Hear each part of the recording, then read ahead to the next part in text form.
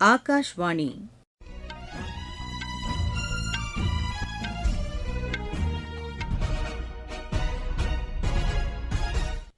செய்திகள் வாசிப்பவர் ஜமீர் அக்தர். தலைப்புச் செய்திகள். புதுதில்லி வந்துள்ள ரஷ்ய துணை பிரதமர் திரு டெனிஸ் மந்துரோவுடன் பிரதமர் திரு நரேந்திர மோடி இருதரப்பு உறவுகள் குறித்து பேச்சு நடத்தினார். புதுச்சேரியில் சட்டப்பேரவைத் தேர்தல் பிரச்சாரம் நிறைவடைய 5 நாட்களே உள்ள நிலையில் அங்கு பல்வேறு கட்சித் தலைவர்கள் தீவிர பிரச்சாரத்தில் ஈடுபட்டுள்ளனர். நாட்டில் கச்சா எண்ணெய் இருப்பு போதுமான அளவில் உள்ளதாக மத்திய அரசு தெரிவித்துள்ளது. மேற்காசியாவில் நிலவும் மோதலுக்கு அமைதியான முறையில் தீர்வு காணுமாறு ஐநா பொதுச் செயலாளர் திரு ஆண்டோனியோ குட்ரஸ் அழைப்பு விடுத்துள்ளார். 20 வயதிற்கு உட்பட்டோருக்கான தெற்காசிய கால்பந்து சாம்பியன் போட்டியில் இன்று நடைபெறவுள்ள இறுதி ஆட்டத்தில் இந்தியா பங்களாதேஷை எதிர்கொள்கிறது. இனி விரிவான செய்திகள். புதுதில்லி வந்துள்ள ரஷ்ய துணை பிரதமர் திரு டெனிஸ் மந்துரோவ் பிரதமர் திரு நரேந்திர மோடியை சந்தித்து பேசினார். அப்போது இரு நாடுகளுக்கு இடையே வர்த்தகம் மற்றும் பொருளாதார கூட்டாண்மை, உரங்கள், போக்குவரத்து, மக்களுக்கு இடையேயான தொடர்புகள் உள்ளிட்டவற்றில் பரஸ்பரம் இருதரப்பு ஒத்துழைப்பு குறித்து இரு தலைவர்களும் விவாதித்தனர்.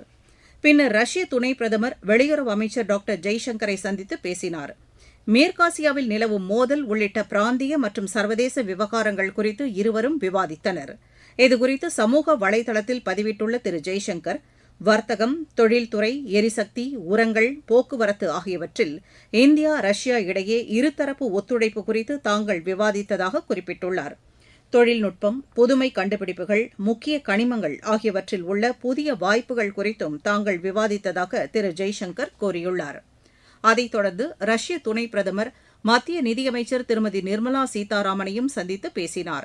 இதுகுறித்து சமூக வலைதளத்தில் நிதி அமைச்சகம் வெளியிட்டுள்ள பதிவில், இந்தியா ரஷ்யா இடையே வர்த்தகம் மற்றும் முதலீட்டை வலுப்படுத்துவது மற்றும் பரஸ்பரம் நலம் சார்ந்த விவகாரங்கள் குறித்து இரு தலைவர்களும் கருத்துக்களை பரிமாறிக்கொண்டதாக குறிப்பிடப்பட்டுள்ளது. புதுச்சேரியில் சட்டப்பேரவைத் தேர்தல் பிரச்சாரம் நிறைவடைய 5 நாட்களே உள்ள நிலையில் அங்கு பல்வேறு கட்சித் தலைவர்கள் தீவிர பிரச்சாரத்தில் ஈடுபட்டு வருகின்றனர்.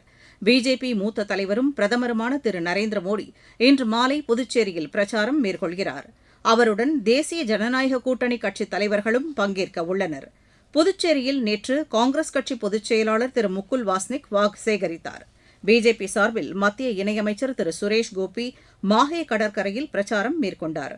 காங்கிரஸ் கட்சியின் கேரள மாநில தலைவர் திரு சுதாகரன், இந்திய யூனியன் முஸ்லீம் லீக் கட்சித் தலைவர் திரு முனவர் அலி ஷிகத் தங்கல் ஆகியோர் மாஹேயில் வாக்கு சேகரித்தனர். என்ஆர் காங்கிரஸ் கட்சித் தலைவர் திரு என் ரங்கசாமி நெட்டப்பாக்கம் பகுதியில் பிரச்சாரம் மேற்கொண்டார். திமுக சார்பில் திரு ஆர் சிவா தில்லை நகர் பகுதியில் வாக்கு சேகரித்தார். மார்க்சிஸ்ட் கம்யூனிஸ்ட் கட்சியின் சார்பில் மத்திய குழு உறுப்பினர் திரு ஜி ராமகிருஷ்ணன் லாஸ்பேட் மற்றும் உழவர்கரை தொகுதிகளில் தமது கட்சி வேட்பாளர்களுக்கு ஆதரவு திரட்டியதாக எமது செய்தியாளர் தெரிவிக்கிறார். புதுச்சேரியில் வரும் 9ஆம் தேதி வாக்குப்பதிவு நடைபெறவுள்ளது. வாக்கு எண்ணிக்கை அடுத்த மாதம் 4ஆம் தேதி நடைபெறுகிறது. நாட்டில் கச்சா எண்ணெய் இருப்பு போதுமான அளவில் உள்ளதாக மத்திய அரசு தெரிவித்துள்ளது. இதுகுறித்து புதுதில்லியில் செய்தியாளர்களிடம் பேசிய பெட்ரோலியத்துறை இணைச் செயலர் திருமதி சுஜாதா சர்மா, பெட்ரோலிய சுத்திகரிப்பு நிலையங்கள் முழு திறனுடன் இயங்கி வருவதாக தெரிவித்தார். விலைகளை கட்டுக்குள் வைத்திருக்க பெட்ரோல் மற்றும் டீசல் மீதான கலால் வரியை அரசு குறைத்துள்ளதாக அவர் கூறினார். அடுத்த 60 நாட்களுக்கு போதிய கச்சா எண்ணெய் விநியோகத்தை உறுதி செய்ய அரசு உரிய ஏற்பாடுகளை செய்துள்ளதாகவும் திருமதி சுஜாதா சர்மா தெரிவித்தார். சிறு குறு மற்றும் நடுத்தர தொழில் நிறுவனங்கள் தேசிய விருதுக்கு விண்ணப்பிக்கலாம் என்று அத்துறைக்கான அமைச்சகம் அறிவித்துள்ளது.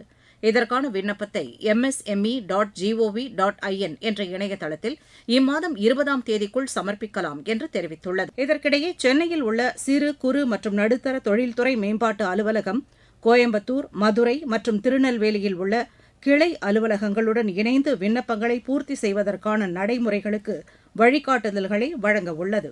சமையல் எரிவாயு சிலிண்டர் மற்றும் பிற பொருட்களை ஏற்றிச் செல்லும் இந்திய கப்பல்கள் தடையின்றி பாதுகாப்பாக செல்வதற்கு ஈரான் மற்றும் அப்பகுதியில் உள்ள இதர நாடுகளுடன் மத்திய அரசு தொடர்பில் உள்ளதாக வெளியுறவுத்துறை செய்தித் தொடர்பாளர் திரு ரந்தீர் ஜெய்ஸ்வால் தெரிவித்துள்ளார்.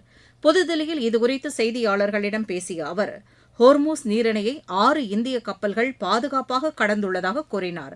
சம்பந்தப்பட்ட தரப்பினருடன் மத்திய அரசு தொடர்ந்து தொடர்பில் இருப்பதாகவும் அவர் தெரிவித்தார்.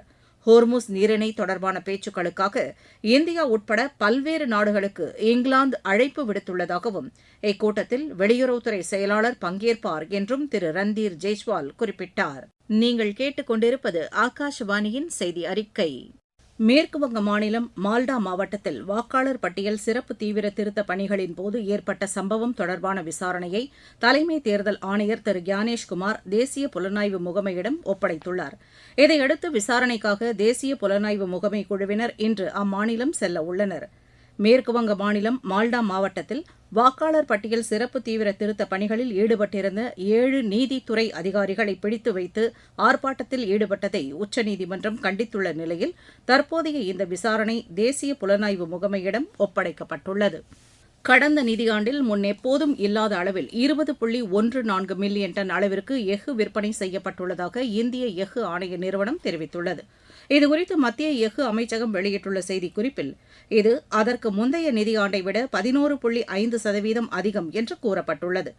சர்வதேச நாடுகளுக்கு 2.9 லட்சம் டன் எஃகு ஏற்றுமதி செய்யப்பட்டுள்ளதாகவும் இது 162% வளர்ச்சி என்றும் எஃகு அமைச்சகம் வெளியிட்டுள்ள செய்திக்குறிப்பில் குறிப்பிடப்பட்டுள்ளது.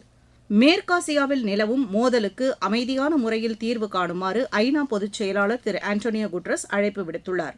இதுகுறித்து சமூக வலைதளத்தில் பதிவிட்டுள்ள அவர், இந்த மோதலால் மக்களுக்கு எண்ணற்ற துன்பங்கள் ஏற்படுவதாகவும் பொருளாதார சீர்குலைவுகள் ஏற்படும் என்றும் குறிப்பிட்டுள்ளார். இதனால் அமெரிக்காவும் இஸ்ரேலும் இம்மோதலை நிறுத்த வேண்டிய தருணம் இது என்று அவர் தெரிவித்துள்ளார். அண்டை நாடுகள் மீது தாக்குதல் நடத்துவதை நிறுத்துமாறும் ஈரானை திரு ஆண்டோனியோ குட்ரஸ் கேட்டுக் கொண்டுள்ளார். சத்தீஸ்கரில் நடைபெற்ற கேலோ இந்தியா பழங்குடியின விளையாட்டுப் போட்டிகள் இன்றுடன் நிறைவடைகிறது. ஆடவர் கால்பந்து போட்டி இறுதி ஆட்டத்தில் சத்தீஸ்கர் இன்று மேற்குவங்க அணியை எதிர்கொள்கிறது. இப்போட்டியில் கர்நாடகா 23 தங்கப் பதக்கங்களுடன் பதக்கப்பட்டியலில் முதலிடம் பிடித்தது. ஒடிஷா 20 தங்கப் பதக்கங்களுடன் இரண்டாவது இடத்தையும், ஜார்க்கண்ட் 12 தங்கப் பதக்கங்களுடன் மூன்றாவது இடத்தையும் பிடித்துள்ளன. ராய்ப்பூரில் இன்று மாலை நடைபெறும் நிறைவு விழாவில் அம்மாநில முதலமைச்சர் திரு விஷ்ணு தியோசாய் பங்கேற்கிறார். இந்நிகழ்ச்சியில் குத்துச்சண்டை வீராங்கனை மேரிகோம், பிரபல கால்பந்து வீரர் பைச்சூங் பூட்டியா சிறப்பு விருந்தினர்களாக கலந்து கொள்கின்றனர். 20 வயதிற்கு உட்பட்டோருக்கான தெற்காசிய கால்பந்து சாம்பியன் போட்டியில் இன்று நடைபெறவுள்ள இறுதி ஆட்டத்தில் இந்தியா பங்களாதேஷை எதிர்கொள்கிறது. மாலத்தீவின் மாலேயில் நடைபெறவுள்ள இப்போட்டி இரவு மணி 8:30க்கு தொடங்குகிறது. ஐபிஎல் கிரிக்கெட் போட்டியில் சென்னை அணி இன்று பஞ்சாப் அணியை எதிர்கொள்கிறது. சென்னையில் நடைபெறவுள்ள இப்போட்டி இரவு மணி 7:30க்கு தொடங்குகிறது. கொல்கத்தாவில் நேற்று நடைபெற்ற ஆட்டத்தில் ஹைதராபாத் அணி 65 ரன் வித்தியாசத்தில் கொல்கத்தா அணியை வென்றது. முதலில் பேட் செய்த ஹைதராபாத் அணி நிர்ணயிக்கப்பட்ட 20 ஓவரில் 8 விக்கெட் இழப்பிற்கு 226 ரன் எடுத்தது. 227 ரன் எடுத்தால் வெற்றி என்ற இலக்குடன் பின்னர் களமிறங்கிய கொல்கத்தா 16 ஓவரில் 161 ரன்னுக்கு ஆட்டமிழந்தது. ஆசிய கோப்பை மூவர் கூடைப்பந்து போட்டியின் பிரதான சுற்றில் இந்தியா இன்று நியூசிலாந்து மற்றும் கத்தாரை எதிர்கொள்கிறது. சிங்கப்பூரில் இப்போட்டி நடைபெறவுள்ளது. மீண்டும் தலைப்புச் செய்திகள். புதுதில்லி வந்துள்ள ரஷ்ய துணை பிரதமர் திரு டெனிஸ் மன்டுரோவுடன் பிரதமர் திரு நரேந்திர மோடி இருதரப்பு உறவுகள் குறித்து பேச்சு நடத்தினார். புதுச்சேரியில் சட்டப்பேரவைத் தேர்தல் பிரச்சாரம் நிறைவடைய 5 நாட்களே உள்ள நிலையில் அங்கு பல்வேறு கட்சித் தலைவர்கள் தீவிர பிரச்சாரத்தில் ஈடுபட்டுள்ளனர். நாட்டில் கச்சா எண்ணெய் இருப்பு போதுமான அளவில் உள்ளதாக மத்திய அரசு தெரிவித்துள்ளது. மேற்காசியாவில் நிலவும் மோதலுக்கு அமைதியான முறையில் தீர்வு காணுமாறு ஐநா பொதுச் செயலாளர் திரு ஆண்டோனியோ குட்ரஸ் அழைப்பு விடுத்துள்ளார். 20 வயதிற்கு உட்பட்டோருக்கான தெற்காசிய கால்பந்து சாம்பியன் போட்டியில் இன்று நடைபெறவுள்ள இறுதி ஆட்டத்தில் இந்தியா பங்களாதேஷை எதிர்கொள்கிறது. செய்தி அறிக்கை நிறைவு பெற்றது.